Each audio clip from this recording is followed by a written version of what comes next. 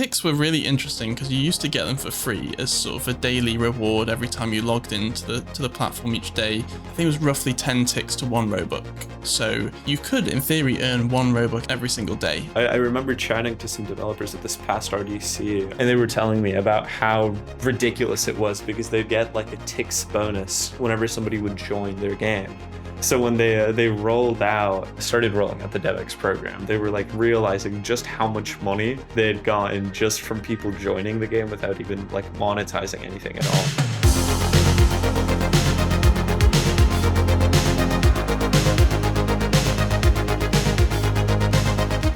Welcome back to Beyond the Blox. This week, rewarded video ads rolled out to everyone. Developers got better tools to re-import meshes.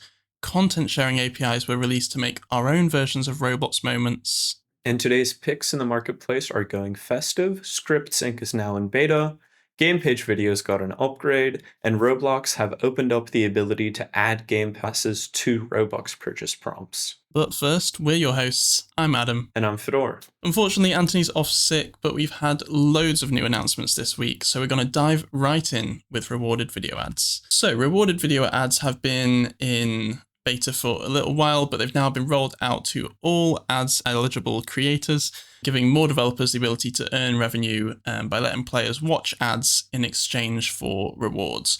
So as the player, you might see more of these rolling out across experiences where, for example, if you fell off a level in an obby and you wanted to continue where you were, maybe previously the developer would try and sell you something for Robux. But if you don't have any Robux, you just had to settle for not having that reward.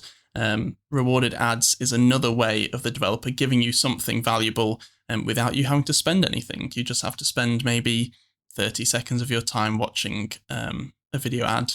We've seen this format across mobile games for a very, very long time. So it was just a matter of time before it came to Roblox. And like I say, this is the rollout to everybody. So any public experience, any public game with at least 2,000 monthly visitors with no freeform user creation or AI interactions can basically add this feature to their game. So yeah, I'm quite excited to add this one. I think it's a really nice way to bridge that gap between being able to earn things for free in your game while still keeping rewards sort of valuable and sort of paying the developer for the time to implement that. Fedor, can you think of any ways that you're going to add this to your games? Yeah, I mean, overall, I'm pretty excited about this feature. I think there's always kind of a fine line between adding ads in a way that isn't intrusive. I know at least when I initially got into Roblox, a big reason that I really enjoyed the platform was because of the fact that unlike a lot of mobile games at the time, which would just like fill your screen with ads relentlessly, Roblox was relatively free of those. Like once you were in the game, your experience wasn't going to be interrupted. But I think this feature doesn't really conflict with that at all because it's always a choice that users are making to specifically watch that ad. It's not like it's just going to appear on your screen and you have no choice about it. I actually attended at RDC, I attended a panel with Hasm and I believe the developers of Evade, where they talked a little bit about this feature and how they were using it in their games. And kind of what you said, that like in Evade, they had a system where people would have to pay Robux to respawn after dying, which was, really great if you were a developer or a player who just has 15 Robux laying around. And you really want to get back into the action. But if you're a player who just doesn't have the ability to get more Robux at the time, you're completely locked out of that system. And that really just hurts your engagement with the game. It hurts the developer. And it's really kind of a unilaterally non-beneficial situation because, if you were to hand out these things for free, there's really no value to them. So this is a really interesting kind of compromise where you're still giving players the ability to engage with some of these premium features without actually having to pay up. And they also mentioned some really interesting analytical insight where once a player had received kind of a taste of these special advantages that you normally get exclusively through Robux, they were significantly more likely to engage with the game because they'd already felt that they'd committed something, even if it wasn't actual Robux currency, but a video ad. Because I know that at least when I buy something in a game, that's kind of like an additional level of commitment for me. So overall, I've definitely got some interesting ideas about how I can implement this into the various games I'm working on. Generally, like you said, competitive things where there's already a dev product that lets you like come back or gain an advantage temporarily.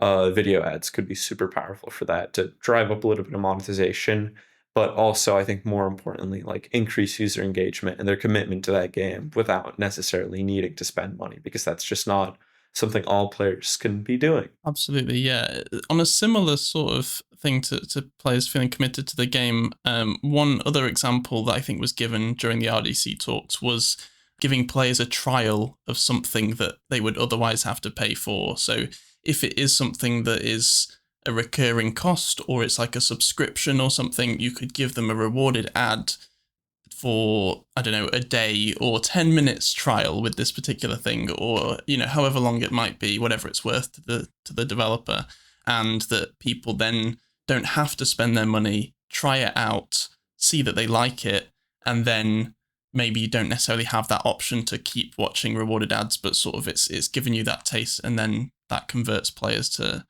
actually spend Robux on particular features as well. So that's quite interesting. One way that I think I'm going to add this to one of our games is we've got in-game currency that you can only purchase using Robux, or you can earn by visiting regularly. If you visit every single day, you start building up this visit streak, and that gives you some of this premium currency. A third option could be rewarded ads. Yeah. And the developer can kind of see roughly how much they get from each rewarded ad, and so you can sort of factor that into how big the reward is that you're giving For players in return for that. So yeah, very, very interesting feature. Hopefully we don't see it sort of plastered absolutely everywhere. Generally, I think people have worried about that with other features that Roblox has rolled out. When subscriptions were announced, people were worried that everything would become a subscription, and we haven't really seen that. We've seen a quite measured rollout of it. So I'm hoping the rewarded ads is similar, and also Roblox can control whether or not a rewarded ad is actually available to show.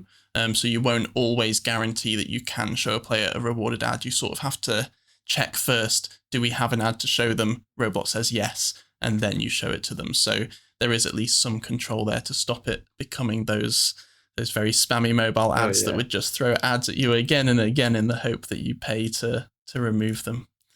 So yeah, really, really interesting feature. That was all that there was on that, really, just a PSA that's now out for everyone. Yeah.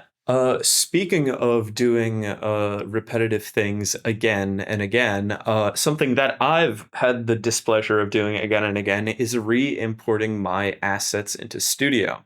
For those who aren't in the know or haven't spent time with 3D modeling workflows in Roblox Studio, the way that asset creation works is that you go from a concept in your head or some sketches or whatever. You usually put that together in a 3D modeling program like Blender or Cinema 4D, just because Roblox's modeling tools aren't quite yet where they're not quite on par with these more complex tools. And then what you do is you export the mesh assets out of that modeling program into Roblox Studio, where you do the final polishing touches. Like, you slap on your textures and you weld everything together. If it's a car, you set up the wheels are going to spin and that it's going to be connected to the body, and there's going to be a physical part that defines how heavy it is. And something that happens and has happened, unfortunately, to me quite a bit is I'll go through that rather tedious process of setting stuff up, and then I'll look at the mesh and I'll be like, shoot, I messed something up. Maybe there's a face that I kind of forgot to fill in, and there's just like a hole in my car, or the texture is messed up and there's just like a random red square somewhere. And as a developer, it's kind of this crushing moment where you're like, damn, do I really want to go all the way back to the start of the pipeline, redo everything, re-export and redo in Studio? And there's actually been moments in some of my games, like I have a game, Cars versus Trucks, where the back of the truck, this is like a pretty successful game at this point, the back of the truck has like weird holes in it because I went through all of the process of rigging it up. It finally worked in the physical implementation that I wanted it to. And then I realized that the mesh was messed up. And this was like the end It's of a not worth 3-hour day, going and I was back and just like, doing you it know all again. what? Does not matter. I do not concern myself with that. But this feature, it seems like Roblox has finally heard our prayers and our cursing of the engine, and they have implemented re-import, at least into a beta for now. So basically, what I've just described, what Roblox will now do is maintain a link between the mesh files on your local computer and the actual assets you've imported into Studio. So that means that, let's say I do have my truck with the messed up geometry and the face that I need to fill in. Instead of having to go back, fix that face, and then just basically start from scratch, I'm able to just fix it in my 3D modeling software like Blender, export it, hit the re-import button in Studio, and then like magic, everything is going to be updated without overwriting my geometry data and my welds and my textures and all of that wonderful stuff. There are some limitations about this. It currently doesn't work on rigs and avatars and characters, which is kind of a surprising twist for me. I kind of figured that is like a big pain point with adjusting bones and stuff, but it seems like they haven't quite gotten that down. I'd imagine they're working on support for that, and maybe once this beta is over, they'll have that. But overall, a massive quality of life fix for 3D modelers all around. So I'm very excited to see this used. Yeah, this is huge. I think there's a lot of stuff that you might want to do in Roblox Studio after importing a mesh, like you say. I think the common ones that have come up on mine is like naming the parts. If someone didn't name them nicely in Blender, you'll name them in Roblox for sure. Um, Cube 1, Cube 2, part Cube colors, 3, Cube 4. Exactly, yeah, everything's just crazy names. And even if you have named them nicely, Roblox has still got a weird kind of naming convention when it brings things in that you might not want. It might not work with your scripts. So there's renaming of things, colors and materials. If you're not relying on textures and you're not necessarily relying on PBR, like if you've colored a whole bunch of parts, materialed them, anchored them, set the collisions, all of those sorts of things. Yeah, that is just so annoying when you re-import that. So this is quite exciting for sure. One part of it that you said that maybe limits its utility was you said it remembered the file, and sort of that's how it does the re-import. Does that mean that you couldn't later, open Studio on a different computer where maybe that mesh is somewhere else and be able to import it? And also, if I fix something and saved it, instead of overwriting the original, I save it as V2 or V3. Does that not work perfectly with this import system? Yeah. To answer your question about different computers, it does seem like that probably will be a bit difficult to do, as the file is definitely the source of truth there. So then if you go into another computer that just doesn't have it, that is going to be tricky. Like, you'll still, obviously the files are uploaded onto the Roblox cloud, but yeah, going back would be as in going back to the original file if you don't have the original file is difficult to do. No, that's interesting. It's an interesting look behind the curtain of how this works, because we saw it at RDC without sort of the technical detail behind it. And I did wonder, how does it know what's changed? Can I upload absolutely any model, any mesh, and it's sort of trying to map that to the original? And, what kind of crazy things would happen if I just picked one that was totally different? It seems like the way it works is that each instance will have a re-import path that is like automatically set up when you hit the re-import button. And then it does read like your file paths are never saved in the place file, and you can have different re-import paths on different devices for the same instance. So you could have a mesh on my MacBook here, and then I have that set up, and then I go back to my computer, but I would still need to bring the original mesh over, I'd imagine, to make any actual changes. But I could kind of have those links going separately. Yeah, for sure. And it seems like, No, to interesting. answer your question, yeah, it relies on like mesh pathing and naming to figure out how to match stuff up. So if you try to import a giraffe into the place of a car, there's probably not going to be much overlap in the naming. Like I said, That makes a lot of definitely sense. still in beta, and I'm sure they're going to be rolling stuff out to improve this. But any feature that lets developers spend more time working on creating beautiful and fun games as opposed to re-importing the same asset 20 times is a massive win in my book. On a similar sort of theme with developer tools, we also got, there was loads of announcements this week for developers, but this next one was about the content sharing APIs that have also made it into beta. So this is related to what we've been speaking about in a couple of other episodes with Roblox Moments and kind of sharing highlights, sharing captures that players have captured within your game. So these content sharing APIs are essentially Roblox now releasing into beta all of the APIs that were behind Roblox Moments, including open sourcing the Roblox Moments source code as well, in case you just wanted to go and get inspiration from there. So this will let creators fully build kind of in-experience content creation, sharing, and discovery systems for video content. So we already had capture and sharing APIs to capture video and capture images and prompt the user if they'd like to share those off platform or save them to their computer.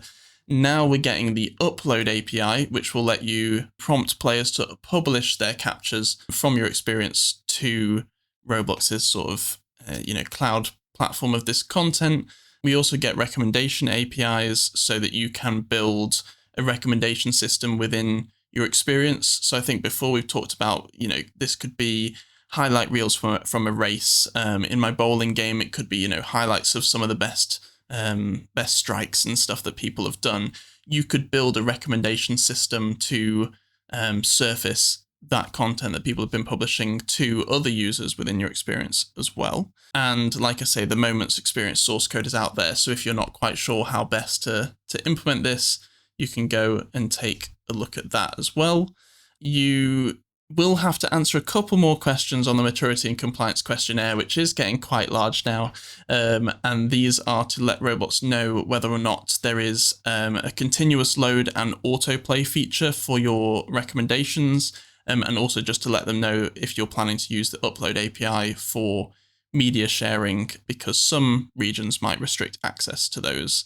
And I think the continuous load and autoplay one is so that if your game is the type of one that someone might get addicted to, like scrolling TikTok, and they might be in there for hours just scrolling through all this content, that might affect the age rating and availability of your experience as well.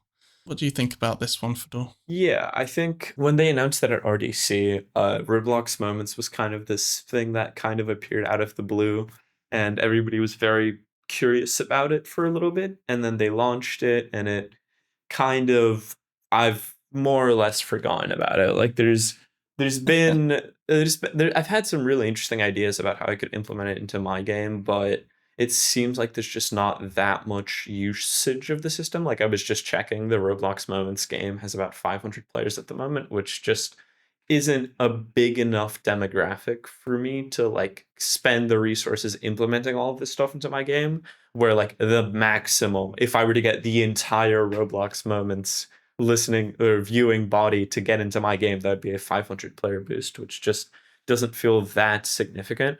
So I think the opening of this API to other games is going to be really exciting, because I think generally developers know best how to implement these kinds of features for players, demonstrated by like the success of other TikTok style games like Flip It, which in comparison is at like 10,000 players right now, I think. So definitely, I think I'm very curious to see if this entire Roblox Moment sort of ecosystem gains like scale and viewership as developers implement their own versions of that, because I'm still very curious in implementing stuff. It's just that if there's so little people viewing, I'm not sure if it makes sense for me as a developer. Yeah, definitely. As you say, I think the opening of this, you can almost create an ecosystem per experience with the opening of this. So if I wanted to roll this out as highlight reels for my game, and I only wanted you to see that content get recommended, we have the option to do that. So yeah, it's really interesting to see. I'm curious to see how developers roll this out in some of the really big games where there probably is enough content that users are capturing that you could have a really meaningful recommendation API. Sure, yeah. I think there's some games that definitely lend themselves towards this type of thing. Speaking of evolving recommendation algorithms, our next headline is going to have us feeling the holiday spirit. Do you have some extra Robux you're looking to get rid of in this upcoming month of December? In that case, the Roblox catalog team has just the update for you, because they're launching the deprioritization of the Today's Picks store over the month of December in favor of festive themed catalog sections. Essentially, if you have been around on Roblox for quite a bit, like you and I, you'll remember the sales they've done. I remember the fond memories of opening up Roblox on Memorial Day or on Christmas Day and seeing a whole bunch of new stuff sold by Roblox just for those specific days. Unfortunately, this isn't quite that, as this is going to be still very UGC creator driven. But just the idea of the catalog sort of becoming themed to different things at specific times of this festive month, I think, is going to be pretty fun. So the current themes they have lined up is Black Friday, which will showcase some monochromatic items that are dark as coal. They'll have ugly sweaters, which will feature exactly what you think, ugly sweaters. Snow business, which is just any kind of snowy item. Jolly elves, which are holiday clothes for all merry makers. Evergreenery, pine themed style clothing like Christmas trees. Holiday party with festive looks for fanciful gatherings. Such a gift with boxes, bows, and gifts all aglow. And then welcome 2026 for looks that'll help you bring in the new year. So overall, I think this is a really fun thing they're doing. I personally really have, like I said, fond memories of the specific themed sales that Roblox would do. So I think this is a really great take on that while still emphasizing that UGC creators should be at the front of this instead of, Roblox driven items. So yeah, I think a very fun festive update. Yeah, it should be quite interesting to see what gets picked there. I think Roblox has been trying to experiment quite a bit with the sort of the algorithms and how they use today's picks versus other forms of curation. We saw during Halloween they were trying out different things with experiences, and the Halloween spotlight sort of took over from today's picks. I think on the marketplace during Halloween there was like a whole Halloween section as well, that you could sort of click into. But yeah, this seems like a much further, I don't know, much broader rollout of that across all of the winter period. Just a quick note, they're actually looking for people to submit nominations for these various categories that I listed out above. So I think we can drop down the link to the forum that'll let you submit some of your favorite items fitting these themes in case you want to show off your favorite holiday party swag or the best looking Black Friday merch. So yeah.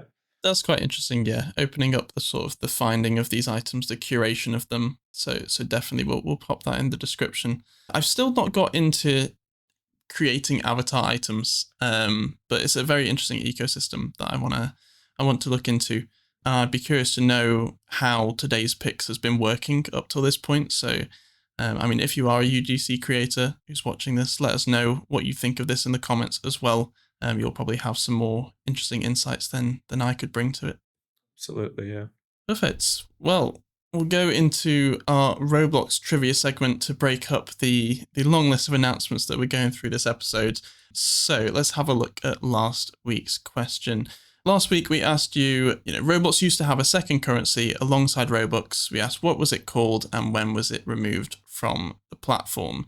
So I think we both knew what that that currency was, and we also saw Aiden Parker on YouTube also guess, and it was tickets, or ticks as it was often shortened to, which were those little golden rectangular ticks. You can probably still find them on various bits of Roblox merchandise, and if you go on a deep dive in YouTube to the early days. But when was it removed? What were you thinking on this? Yeah, so it actually, I distinctly remember ticks being like sort of around. I spent quite a bit of time playing as a guest, which is a whole nother throwback that I think most people won't even know existed. But I do remember ticks being removed shortly after I joined. So my guess would have been 2016, and I believe that is the correct answer. Yeah, 2016. Ticks were really interesting because you used to get them for free as sort of a daily reward every time you logged into the platform each day. I think you got 10 ticks every time you logged in, and those you could buy avatar items, you could buy things in games, whether that was game passes or other things. Developers had the option to sell in Robux or ticks. And do you remember the exchange as well, that you used to be able to sort of save up your ticks and exchange them for Robux and vice versa? It was a market, wasn't it? Where like the exchange rate was determined. Yeah. It was so it would fluctuate. it was so interesting, and it was roughly, I think it was roughly 10 ticks to one Robux. So you could, in theory, earn one Robux every single day. Yeah. And also, as a developer, if people were buying things in ticks, you used to get those. But yeah, it was removed in 2016, and the main reason I think for that was Robux was now something that developers could cash out for real money. It had actual value behind it, and giving everyone a login reward they could exchange for Robux just wasn't compatible with that. So unfortunately, we did see it phased out 2016, and Roblox's DevX system came around in like 2015, 2016. And yeah, that exchange method was gone. Yeah, I remember chatting to some developers at this past RDC, because I wasn't really, I'd only played Roblox in the time period when ticks were around. And they were telling me about how ridiculous it was because they'd get like a ticks bonus whenever somebody would join their game.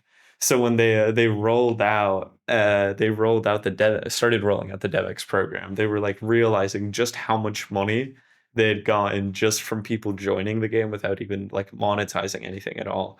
And it was this very, very funny moment for a bit. So Yeah, definitely makes sense why they got rid of it, even if it was a very fondly remembered community thing. absolutely. Yeah, I'm trying to think. When I think this was the way that devs got headless horsemen back in the day, right? Before you could exchange things for money, was you got 1 ticks per visit of your place. So if you were someone who got 1 million visits, 1 million ticks, 100,000 Robux, like you could earn quite a bit. But like I say, it had no monetary value back then, so it was just internet points and things for your avatar. Okay, well, on to the question for this episode. Roblox announced a major economy milestone in 2025, so this year.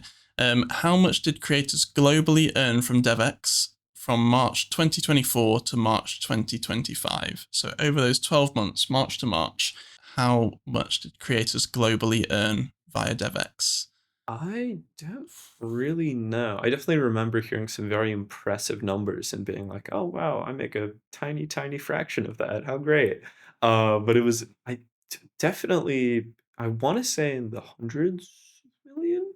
Is that crazy? Maybe less. I think so. I Potentially know. I think it must have been at least that, right? Like the quite a top bit. creators on the platform, some of these big studios like Voldex, like Adopt Me's studio, and those sorts of Uplift. things. Uplift, that's the one.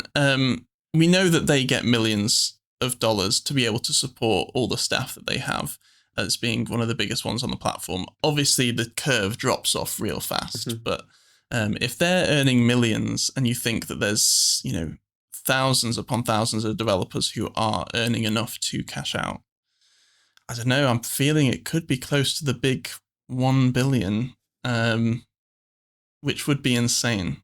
I'm going to put my guess around there. You can put your guess at a few 100 million. We'll Yeah. see what everyone else guesses in the comments this week. And maybe whoever's closest, get a few extra internet points, get you a few ticks.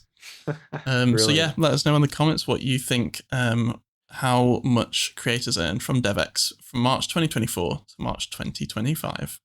I'm trying really hard to get a wonderful segue going, but it's just not happening. Speaking of massive creator milestones, we've got a milestone that is pretty massive for me as a programmer, which is the introduction of Studio Script Sync into beta. So, discussing this pre show, I was a little bit curious because this was initially an early preview a year ago, and then it came into, I think, another sort of a stage of the less early preview, and then now finally it's in beta.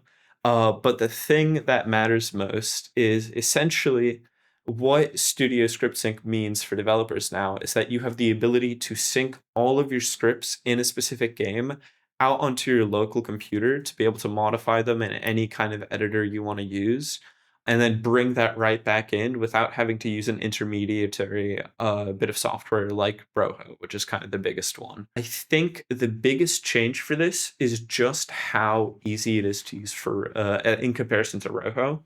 I know a lot of my actually rather like advanced programmer friends who don't like using Rojo just because of how much config there is when you have to set up a new project. Like you have to go link stuff up, and then if you're working with multiple people and you want to have that in GitHub, you've got to have like separate branches and separate places.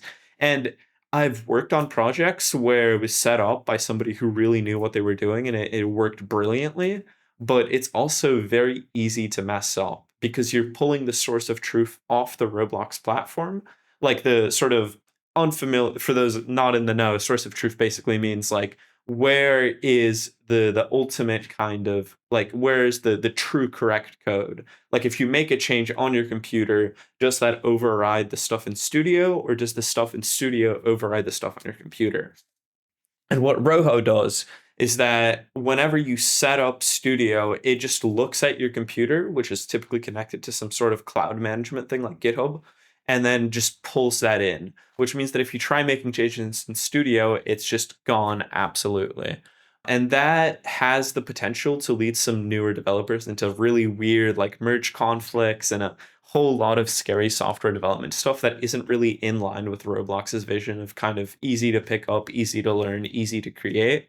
And this file sync solution basically just lets you keep the source of truth in Studio. And then whenever you want to edit stuff in your editor, you just pull it all out, you make your changes, and it all automatically syncs back in just like that, kind of at a press of a button, which I think is overall really exciting because there are a lot of benefits from using an outside editor. Just, being able to customize your themes and everything looks a little bit nicer, and you have some more powerful autocomplete or time tracking tools. So overall, I think this is a very exciting change for those who aren't looking to do like a whole massively set up tech, over engineered setup of like GitHub and source control. Because a lot of the time, it's nice to have an external editor, but all of that hassle just isn't worth it for developers. So overall, a very exciting beta. Yeah. For what it's worth, I have that absolute over-engineered setup, Mhm. source control, all that sort of stuff. But more out of necessity of wanting to use my own IDE, my own editor. If you pay for things like Windsurf, Cursor, those kind of AI editors, you very much might want to edit there instead of in Studio. Even though Roblox have been doing some good updates to the Studio script editor over time as well. But yeah, I think it's interesting that Roblox becomes or remains the source of truth with this, especially because they added the ability to use kind of drafts and commits to your scripts in Roblox a little while ago. So this is sort of building upon that. You don't have to go and set up, as you say, a GitHub repo to be able to share files. This sounds like it will still work nicely, even if you've got multiple scripters in your project. You'll just have to really buy into using Roblox's own systems. So yeah, this feels a lot better. I think Rojo still has a place. Oh, absolutely. I think Yeah. Rojo, what you can do with that extends far beyond scripting, which is why it's quite complicated, why there's a lot of stuff that can go wrong with it, especially if you mess up your config and, oh no, it's overwritten everything that was in my replicated storage folder or whatever, because, you told it to. Because Rojo can manage, instances in the workspace. It can, absolutely everything.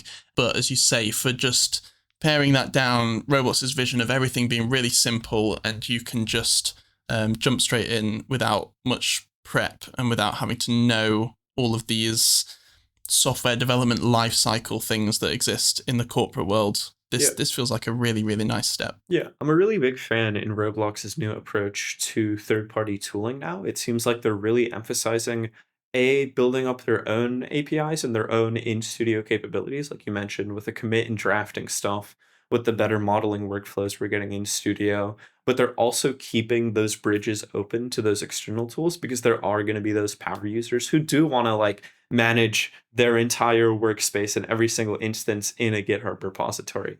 I, for one, don't understand why you would want to do these super complicated workflows, but for a lot of people, it makes a lot of sense.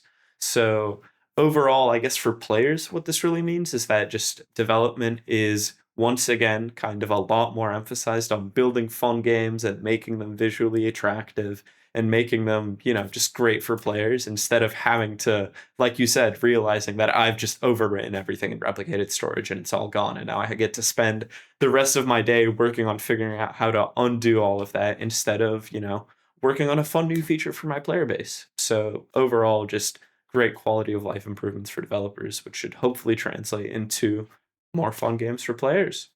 Well, talking about more fun games for players, hopefully this next update will help you find some of those fun games a little bit easier. This is video previews for the games page. So previously, we've had the ability to upload a trailer or something to YouTube, maybe a bit of gameplay. I think we could only go up to 30 seconds or maybe 60, but you had to pay some Robux and then link that YouTube video to your experience. And then people, when they visited your experience or your game page, they could watch that video. This replaces that system. This is the new video previews for experience, and creators will basically be able to upload short gameplay clips that will autoplay before the static thumbnails that you have on your game page. You won't have to go to a third-party place like YouTube to upload it. You'll be uploading this directly to Roblox. So that's quite exciting. And the other bit that's exciting is they're free. So you won't have to do the paid system that we had before. I believe the payment was to pay for a moderator to go over to YouTube and watch the video and make sure that it was appropriate. I assume because this is going through Roblox's systems, maybe it's through their AI moderation, and therefore they can save that cost and don't have to pass it on to the creators. Moderation can still take 24 hours for this though, so that is worth noting. And you'll have a quota of 3 uploads per month. So I do think there is still a human element behind there, otherwise they wouldn't limit it. Interestingly, a limitation on this, the videos must show real in-game gameplay without any misleading edits, off-platform footage, or heavy post-production effects. So it's not quite a perfect replacement. Some creators would have produced some really nice trailers in the past that probably would have had, not necessarily misleading edits, but would have been quite heavily edited, a lot of post-production, maybe even wouldn't show gameplay, but would show an animation they've made in Blender or some other VFX tool. It sounds like Roblox do want to avoid that and want it to be more auto-played gameplay footage of the game that it's representing to make sure there's nothing misleading there. So I think there's pros and cons. I think for the player, it's all pros. I think this is a very good update. It'll prompt more creators to upload this gameplay footage and will be more representative of what you're about to see in that game. So you should get a nice idea of whether or not it's for you before joining. Yeah, that no editing component is really interesting. And I'm curious to see how strict they're going to be about it, because I kind of see both sides of that coin. Because on one hand, in the broader gaming industry, I know there's this very big trend at this point of studios showing off, I mean, for years now, these beautiful cinematic trailers where it looks like a movie, and we finally got hyper realistic video games and it looks great. And then you get into the actual game after spending however much money on it, and it just looks nothing like that.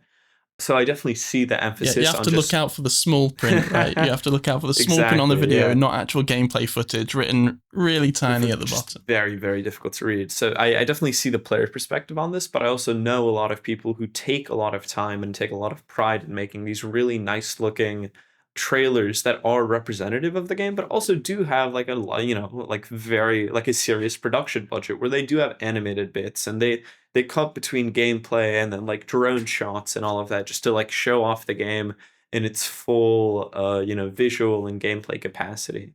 So if it's completely restricted to just gameplay footage, that feels a little bit unfortunate for them. So I'm going to be very curious to see how strictly they monitor that and how strictly they define heavy post-production or otherwise misleading edits, because that is kind of like a vague definition. So definitely curious to hear what that means. Like, obviously, if you're just showing footage of GTA 6 on your game and then trying to get people to buy it, like, obviously I get that. But, are we allowed to have a fun drone shot? Are we allowed to have some fun little cinematics showing off like a new update that you've just released? So definitely very curious to see where that line is drawn in the sand. That's it. Yeah, I think we can confidently say that, just cuts between different bits of gameplay footage, absolutely fine. Edits that maybe invent something that looks nothing like the game, definitely not fine. But where is that line? Because I think the drone shot one was an interesting point. there's probably bits in your game that will be easier to show someone by either setting up a custom shot or maybe just manipulating how your game works for the trailer, not in a misleading way, but just in a get the information across really quickly way. And yeah, it's unclear whether it has to be actual footage, taken as a player in your game versus, the wording they've said is that it needs to be real in-engine gameplay without misleading edits, not necessarily the exact gameplay that they're going to see. So but we'll have to see. We'll see where the line's drawn. I'm sure creators will produce videos all across the spectrum and push the limits, and we'll see where they land. But this should be really interesting. I think with it being free and being 3 uploads per month, I think that gives a lot of scope for creators to add videos to their games. So we'll just have to see. Yeah. Speaking of free things, I certainly love free things, and I think a lot of players love getting free bonuses along with their Robux purchases, which is exactly what this new opt-in passes for Buy Robux page feature is all about. You might have actually seen this in testing for a couple of experiences. I have, over the past month, seen this on the Buy Robux page, but if you haven't, basically the way this feature works is that Roblox will look at a game that you as a player have recently played, and then when you go to buy Robux on the Roblox website, developers from that game will have the option to opt into a feature that awards players with a specific Gamepass or developer product from the game along with the purchase of Robux. So basically just a free bonus based off the amount of Robux you buy. So if I say played Emergency Response Liberty County, and then I went to go buy Robux to buy some other Game Pass in that game, Roblox might notice that, like, hey, I've been playing a lot of this game and now I'm buying Robux. How about we offer him some free little in-game upgrade in addition to the Robux that he's going to go spend somewhere else? So overall, I think this is a really sort of creative expansion of the buying Robux experience. I remember back when it was just this very bare bones UI where you just picked out the amount you want, and then if you had premium, you'd get a slight bonus. They've really done a lot with making that conversion a lot more tempting for users and giving developers a little bit more ability to engage with that system.